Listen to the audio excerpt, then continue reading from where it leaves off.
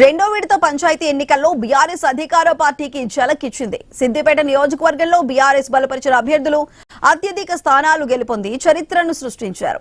మాజీ మంత్రి ఎమ్మెల్యే హరీష్ రావుకు ఎవరూ పోటీ లేరని గ్రామీణ ప్రాంత ప్రజలు ఓట్ల రూపంలో నిరూపించారు.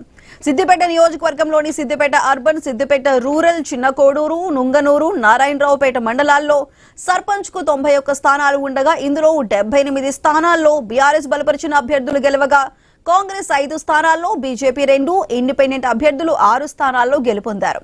నూతనంగా గెలిచిన సర్పంచ్ అభ్యర్థులను హరీష్ రావు అభినందించారు. ఎన్నికల్లో గెలవటం ఒక బాధ్యతగా తీసుకుని ప్రజలకు నిరంతరం అందుబాటులో ఉండి సేవలందించాలని నూతనంగా గెలిచిన సర్పంచ్ అభ్యర్థులకు హరీష్ రావు సూచించారు. పదవీ కాలంలో ఉన్నంత కాలం ప్రజలకు చేసిన సేవలే శాశ్వతంగా గుర్తుండిపోతాయన్నారు. ఈ పంచాయతీ ఎన్నికల్లో బీఆర్ఎస్ అభ్యర్థులను అత్యధిక స్థానాలు గెలిపించిన నియోజకవర్గ ప్రజలకు పేరు పేరున ధన్యవాదాలు తెలిపారు హరీష్ రావు.